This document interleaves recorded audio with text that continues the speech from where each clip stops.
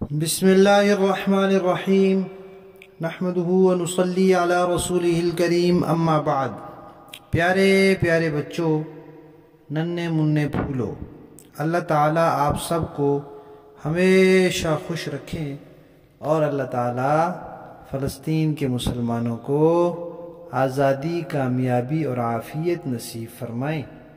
الاحسان academy والے چچا کی طرف سے السلام علیکم ورحمۃ اللہ وبرکاتہ۔ پیارے بچوں، آج ہماری کہانی کا عنوان ہے زبردستی۔ پیارے بچوں، آپ کو پتہ ہے کہ اللہ تعالیٰ کی مخلوق میں 3 قسم کی شخصیات اور ہستیاں ایسی ہیں جن کے سارے ہی لوگ اچھے ہیں۔ فرشتے سارے کے سارے اچھے، انبیاء سارے کے سارے اچھے، اور صحابہ کرام سارے کے سارے اچھے۔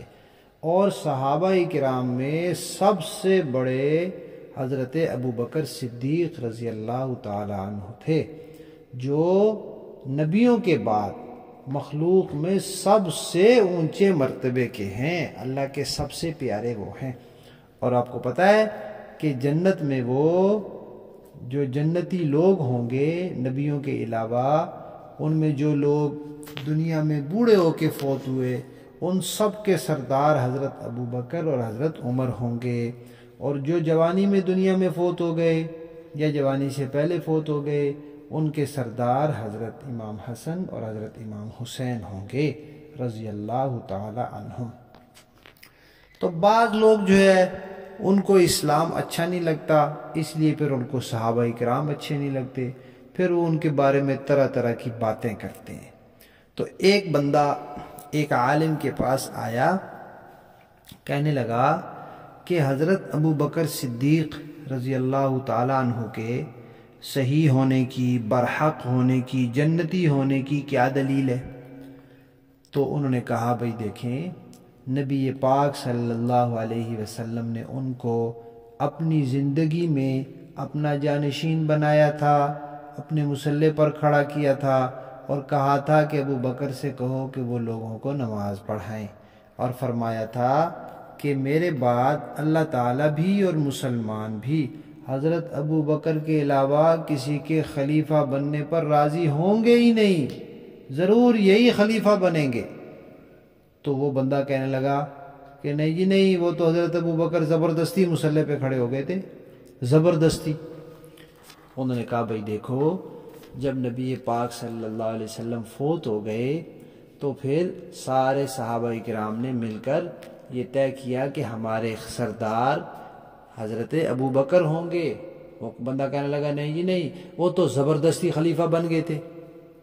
پھر انہوں نے کہا بھئی دیکھو، جب حضرت ابوبکر صدیق رضی اللہ تعالیٰ عنہ فوت ہوئے تو نبی پاک صلی اللہ علیہ وسلم کے ساتھ انہی کی قبر کے پاس دفن ہوئے۔ وہ کہنے لگا نہیں جی نہیں، وہ تو زبردستی دفن ہو گئے۔ انہوں نے کہا اچھا، تم یہ کہتے ہو کہ وہ زبردستی حضور کے مصلی پہ کھڑے ہو گئے اور زبردستی خلیفہ بن گئے اور زبردستی وہ حضور کے روضے میں دفن بھی ہو گئے، تو پھر وہ زبردستی جنت میں بھی چلے جائیں گے اور تم کچھ بھی نہیں کر سکو گے۔ دیکھو پیارے بچوں، کیسے انہوں نے اس بندے کو لاجواب کیا۔ اب یہ بھی کوئی بات ہے؟ بھلا کوئی زبردستی صحابہ کے ہوتے ہوئے نبی پاک صلی اللہ علیہ وسلم کی مرضی کے خلاف زبردستی کوئی مصلی پہ کھڑا ہو سکتا تھا؟ سوال ہی نہیں پیدا ہوتا۔ صحابہ کرام تو نبی پاک صلی اللہ علیہ وسلم کی مرضی کے خلاف اٹھنا بیٹھنا برداشت نہیں کرتے تھے، کسی کا مصلی پہ کھڑا ہونا کیسے برداشت کرتے؟ تو خود نبی پاک صلی اللہ علیہ وسلم نے فرمایا تھا کہ یہ میرے ان کو مصلی پہ کھڑا کرو، یہ لوگوں کو نماز پڑھائیں گے، اور سب صحابہ نے ان کو اپنا امام بنایا تھا، اور وہ نبی پاک صلی اللہ علیہ وسلم کے روضے میں بھی دفن ہوئے۔ تو وہ جو بندہ زبردستی کر رہا تھا نا، پھر ان عالم نے اس کو صحیح جواب دیا۔ وہ تو کہتا تھا نا جنتی ہونے کی کیا دلیل ہے؟ انہوں نے کہا کہ تم ہر بات میں یہ کہہ رہے ہو کہ زبردستی کیا تھا، تو پھر زبردستی وہ جنت میں بھی چلے جائیں گے اور تم کچھ بھی نہیں کر سکو گے۔